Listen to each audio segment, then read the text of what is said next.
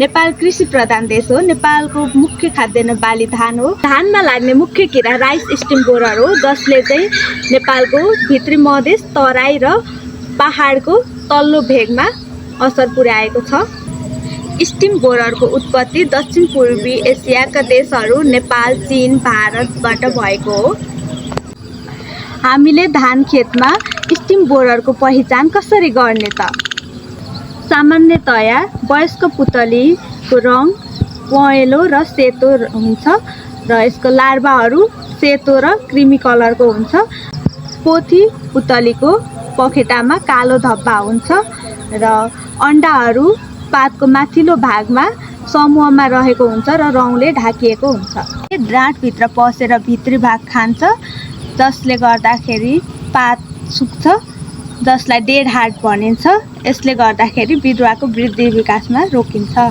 बाला लाग्ने बेलामा किराले आक्रमण गरेमा सेतो बाला देखिन्छ, जसमा दाना लागेको हुँदैन र यसले गर्दा 10 देखि 60% धान खेतीमा ह्रास हुन्छ।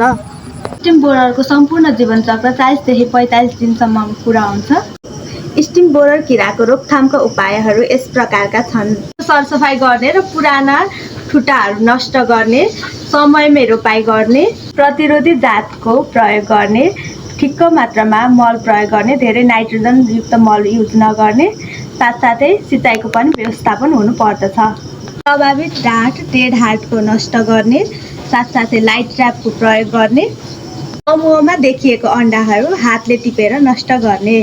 जैविक उपायमा ट्राइकोडर्मा ट्रापोनिकम चिपको प्रयोग गर्ने, साथै ब्युभेरिया बेसियाना जस्तो जैविक कीटनाशकको प्रयोग गर्न सकिन्छ। रासायनिक उपायमा हामीले फ्लुबेन्डियोमाइड र फिप्रिनोलिनको प्रयोग गर्न सकिन्छ।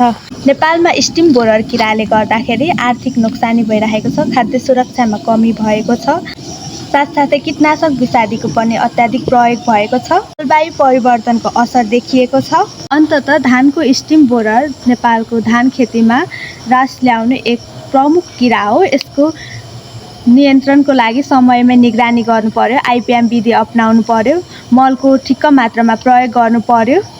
परेको खण्डमा सिफारिस गरिएको कीटनाशक विषादीको प्रयोग गरेर नियन्त्रण गर्न सकिन्छ।